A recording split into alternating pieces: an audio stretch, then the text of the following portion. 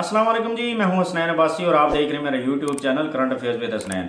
आज हम तीन चार चीज़ों पे बात करेंगे और पहली चीज़ जिस पर हम बात करेंगे वो ये है कि मौजूदा हुकूमत ने आवाम को किसी हद तक रिलीफ देने की कोशिश की है और उन्होंने ये किया है कि मेडिसिन के ऊपर जो सेल्स टैक्स था 17% वो उसको उन्होंने ख़त्म करके ज़ीरो कर दिया।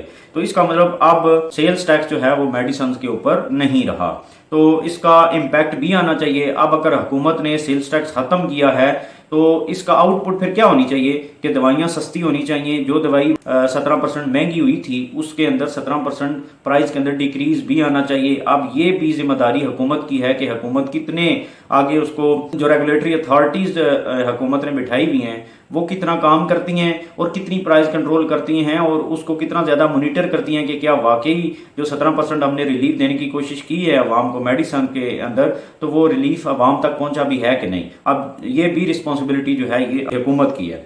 दूसरी जो बात है, पिछले दिनों हुकूमत ने नेशनल असम्बली में पेट्रोलियम लेवी का 50 रुपये जो है उसका बिल पास करा लिया है कि पेट्रोलियम के ऊपर 50 रुपये पेट्रोलियम लेवी लगाएंगे। मतलब हुकूमत जो है वो पेट्रोल के ऊपर 50 रुपये के तक जो है वो टैक्स लगाएगी।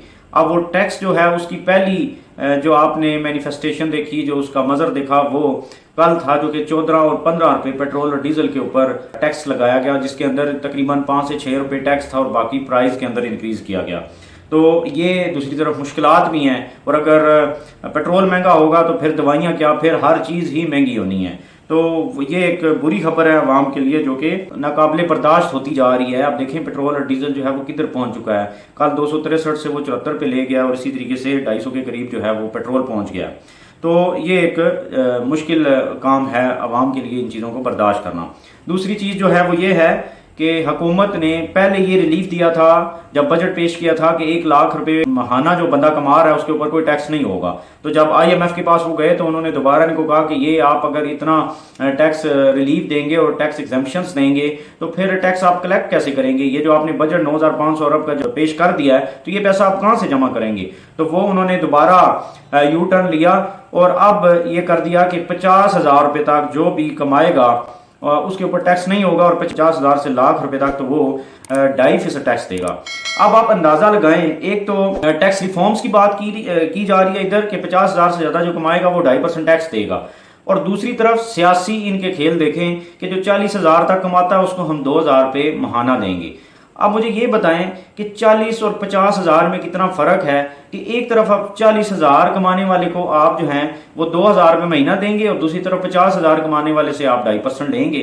तो ये आप किस तरीके से अवाम को मतलब क्या बेवकूफ़ बना रहे हैं, या आप सियासत करें या आप मुल्क को बचाएं या टैक्स रिफॉर्म करें, कोई एक काम करें। मतलब एक तरफ आपके पास पैसे नहीं है, आप टैक्स कलेक्शन कर रहे हैं और दूसरी तरफ कह रहे हैं कि आप 2,000 रुपये महाना देंगे तो उससे कितने जो है वो उस बंदे की आसानियाँ हो जाएंगी। और फिर तीसरी बात ये कि जो ताजिर हैं उनके ऊपर उन्होंने टैक्सेशन करने की कोशिश की है और उसमें उन्होंने ये कहा है कि टैक्स कलेक्शन का जो तरीका होगा वो हम बिजली के बिलों के ऊपर टैक्स भेजेंगे और बिजली के बिलों के अंदर जिस तरह बाकी जितनी वो बिजली कंज्यूम कर रहा है उसके साथ साथ उसके ऊपर जो उसकी इनकम टैक्स है वो हम लगाएंगे। अब आप ये देखें कि फॉर एग्जाम्पल एक मार्केट है, उसके अंदर 10 दुकानों वाले बैठे हुए हैं, 10 बंदे काम कर रहे हैं।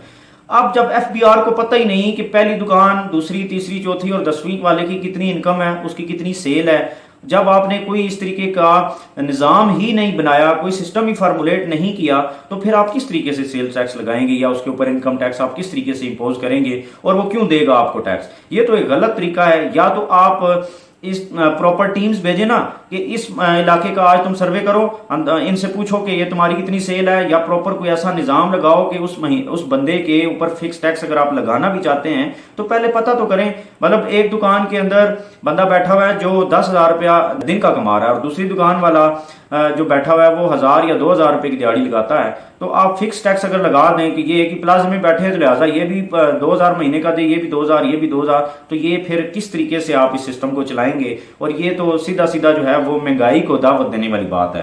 तो ये देखें हुकूमत के इस तरीके के जो काम है वो अवाम की समझ से बाहर हैं और एक बंदा जो देखता है इन चीज़ों को मॉनिटर करता है वो परेशान हो जाता है कि किस तरीके की पॉलिसी मेकिंग हो रही है और किस तरीके की टैक्स रिफॉर्म्स हो रही हैं। तो ये थी चंद चीज़ें जो हुकूमत ने इन दिनों में की हैं।